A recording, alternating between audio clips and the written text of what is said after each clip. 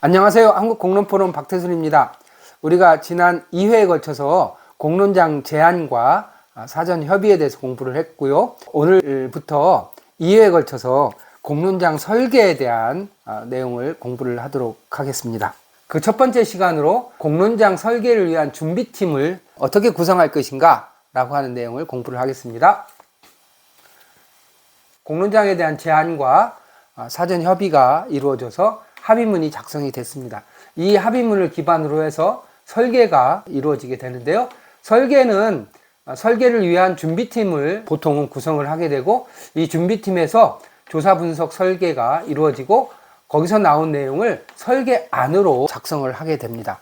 이렇게 해서 만들어진 공론장에 대한 설계안을 기반으로 해서 실제 공론장이 이루어지게 되는 것이죠. 여기서 체계 구축이라고 하는 것은 실제 공론장을 구성하는 것을 얘기하는 것입니다. 그래서 공론장 발족을 하고 참여자를 구성하고 하는 등등의 일을 하게 되는 것이죠. 따라서 이 설계라고 하는 것은 사전 논의를 통해서 나온 내용을 기반으로 해서 공론장을 구체적으로 구성하기 위해서 필요한 내용을 준비하는 것이다 라고 볼 수가 있습니다. 이 설계에서 핵심적으로 준비해야 될 내용은 공론장 구성 주체, 어떤 사람들로 공론장을 구성할 것인지, 그 다음에 공론장에서 다루어야 될 논의 주제의 묶음, 의제, 그 다음에 공론장을 어떤 과정과 절차를 통해서 운영해 갈 것인지에 대한 공론장 절차에 관한 설계, 이 세 가지가 핵심적인 내용이라고 말씀드릴 수가 있습니다.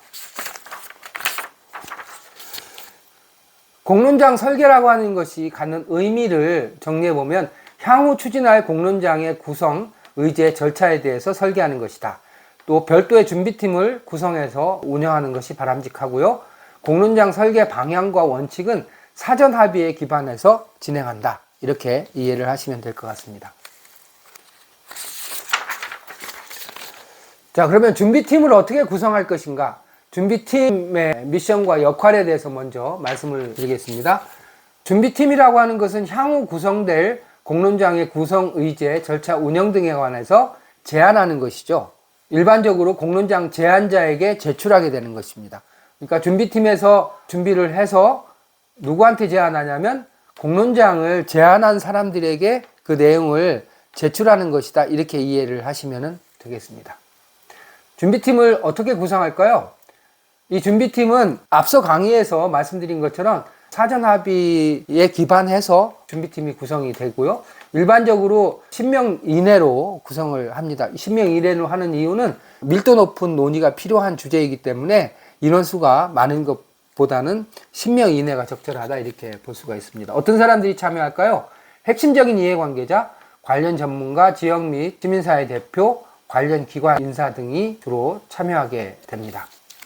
핵심 이해 관계자 가운데 배제되는 집단이 없도록 해야지 되겠죠? 그리고 찬반을 중심으로 준비팀을 구성해서는 안 됩니다.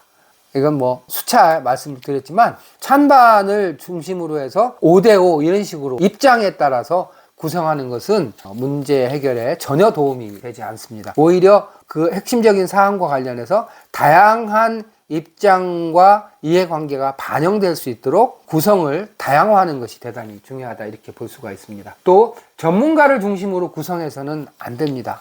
어떤 경우에는 전문가들이 중심이 되고 그리고 주민이나 이해관계자들은 오히려 구색 갖추기식으로 구성하는 경우가 있는데 그건 잘못된 것이죠. 핵심적인 이해관계자, 주민 등이 준비팀의 핵심을 이루고 그리고 거기에 전문가가 참여해서 전문가가 도움을 주는 형태가 되어야 합니다.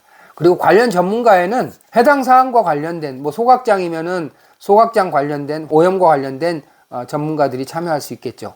그런가 하면은 이게 공론장이기 때문에 공론장 설계자나 갈등 조정자 등이 한두 분 정도 참여하는 것이 바람직하다고 볼 수가 있습니다. 준비팀을 어떻게 운영하는 것이 바람직할까요? 준비팀은 사안의 복잡성이라든가 이해관계자의 규모라든가 이런 여러 가지 것들에 따라서 좀 운영 기간은 좀 차이가 있지만 보통은 2, 3개월, 좀 긴 경우에는 4, 5개월 정도 보통 소요가 된다 이렇게 볼 수가 있습니다. 이 준비팀의 운영과 관련해서 핵심적인 내용만 좀 말씀을 드리면요. 준비팀이 구성이 되면 가장 먼저 해야 될 것이 무엇일까요? 핵심 이해관계자들의 의견을 듣는 것입니다. 이 의견을 들은 다음에 관련 전문가, 특히 외부 전문가의 의견을 청취를 하는 것인데요. 전문가의 의견도 다양할 수 있기 때문에 균형 있게 전문가를 선정해서 의견을 듣는 것이 중요하겠죠. 그리고 이제 공공기관은 관련 자료를 제공해서 내용이 풍부해질 수 있도록 해야 합니다. 이런 내용들을 기반으로 해서 준비팀에 참여한 전문가가 초안을 작성하게 됩니다. 어떤 초안인가요? 공론장에 관한 초안이죠.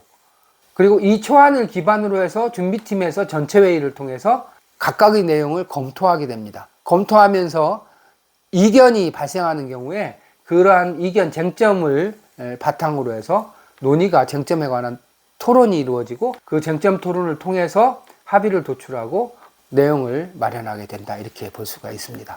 즉 이해관계자들, 지역 주민들의 의견을 듣고 그 다음에 전문가의 의견을 듣고 그리고 공공기관은 관련된 자료를 제공을 하고 이렇게 해서 전반적인 상황을 참여한 전문가뿐만 아니라 이해관계자들까지도 전반적인 상황과 내용에 대해서 충분히 공유를 한 상태에서 그것을 기반으로 관련 전문가가 공론장을 설계를 하고 그 설계 초안을 가지고 전체 회의를 통해서 하나씩 검토해 가면서 내용을 확정해 간다. 이렇게 이해를 하시면 되겠습니다.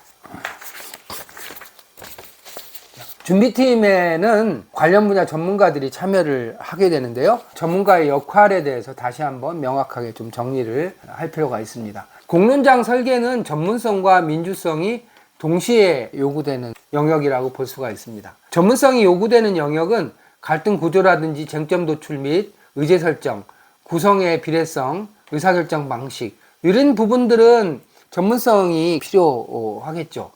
그리고 민주적 토론을 위한 절차 설계라든가 갈등 조정, 합의 형성 등과 관련해서도 전문가들의 역할이 중요할 것입니다. 그렇지만 공론장 설계에는 이런 전문성뿐만 아니라 다양한 이해관계자들이 참여하고 있기 때문에 민주성이 또한 대단히 중요하게 요구된다고 말씀드릴 수가 있습니다. 참여한 사람들의 의견이 충분히 표현이 되고 논의가 이루어지면서 내용이 구성되지 않으면 전문성만으로 구성한 공론장 설계는 대단히 비현실적이 될 가능성이 높은 것이죠. 따라서 공론장 설계라고 하는 것은 준비팀에 참여한 다양한 사람들의 의견이 충분히 개진될 수 있도록 하되 전문가들은 그 사람들 논의에 필요한 내용을 제공하는 역할을 해야 된다라고 하는 점을 다시 한번 강조해서 말씀을 드리겠습니다. 즉 전문가는 논의를 촉진하고 진행을 돕는 역할을 하는 것이다 라고 하는 점이고요. 공론장 준비 역시 준비팀에 참여한 사람들의 합의의 결과로 나타나야 된다라고 하는 점을 꼭 유념하실 것을 부탁드립니다. 이렇게 해서 공론장 설계 첫 번째 시간으로 준비팀 구성과 관련된 말씀을 드렸습니다. 도움이 되셨다면 구독과 좋아요 부탁드립니다. 감사합니다.